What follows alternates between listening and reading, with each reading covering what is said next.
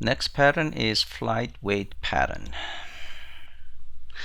What is Flyweight pattern? Flyweight pattern tries to reuse already existing objects, similar objects, by storing them and create new object only when no matching object is found. This is typically used to reduce the number of objects that need to be created, and by doing that you could decrease the memory requirement, and it also create the performance because you don't have to create every single object.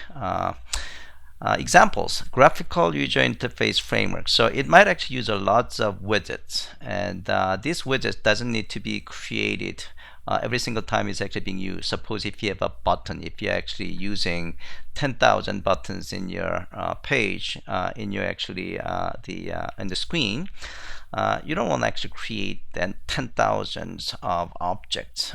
Instead, you could actually create similar. You create an object, and if that object could be reused, you want to actually maintain in memory and then just kind of use it. Okay?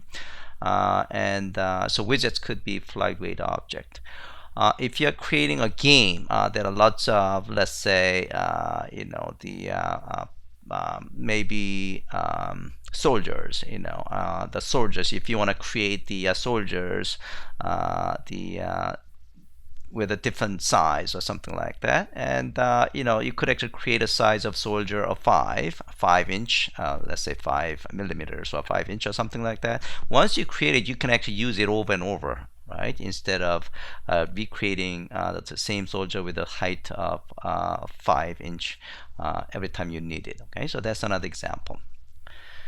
Okay, so Flyweight participants. Flyweight declares an interface through which Flyweights can retrieve and act on external state. Concrete weight is basically concrete object. Flight factory. Flight factory is the one that actually maintains this Flyweight object. Maybe the map object as a map object and things like that. So when a particular Flyweight object is requested, it will take a look whether that object is already present or not, and if it is present, then the object will be actually returned. And if that object is not present, then it will create a brand new one. So pretty straightforward. So let's see the exercise 4, that is Flyweight. So here, let's say we are trying to create a shape. And what we want to do is, let's take a look at the before first. Okay, so we have a shape factory class.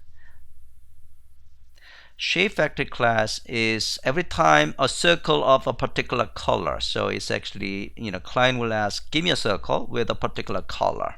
Okay.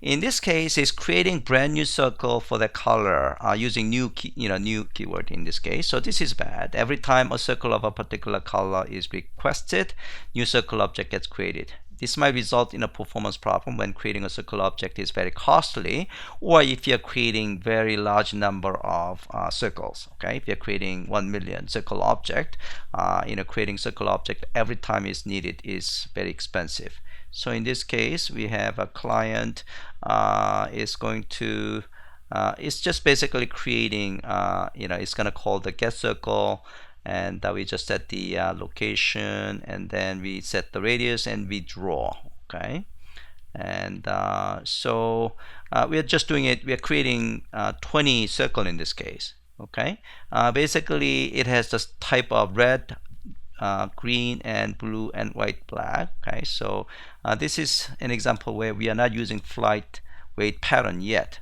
Okay, so in this case it will create 20 circle object. Okay, it will create a 20 circle object. Okay, when you're using Flyweight pattern, then what we are going to do is, if you take a look at the shape factory, let's take a look at the shape factory class.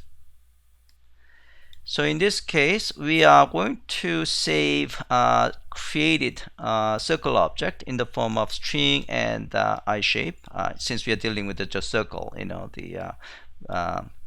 This I shape is not really abstracting that much. But any case, in this case, we are going to try to get if there is a circle with a particular color first from this map. If it returns a circle object, that means it is already present, right? So if it's, so it should not be null. In that case, we are going to just use it. We are going to reuse it. If circle is null, that means there is no circle object with this particular color. So in that case, we are going to create the circle with a color.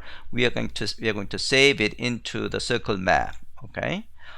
So in the client code, we are basically creating 20 of this. Okay. But in this case, it will actually use existing circle object of a color. So it should be definitely less than 20. So let's actually run this guy.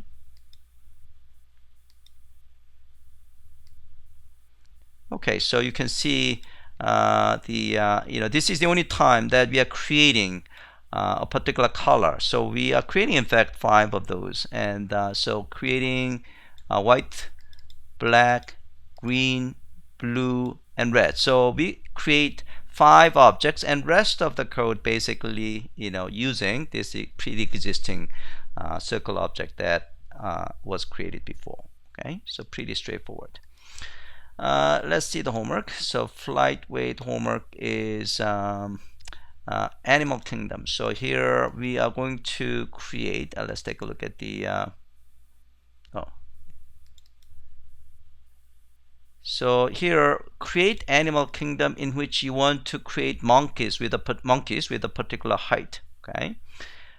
So here, create animal factory class. We provided animal factory class with a skeleton code. So here, animal factory, and basically you are going to add code here, and we provided a monkey, and it has the one property called the height. So once a monkey with a particular height is created, we are gonna just reuse it. Okay, so that is homework. I am going to give you guys just 5 minutes to do this homework. Or if you guys actually let me just finish up everything, and then we can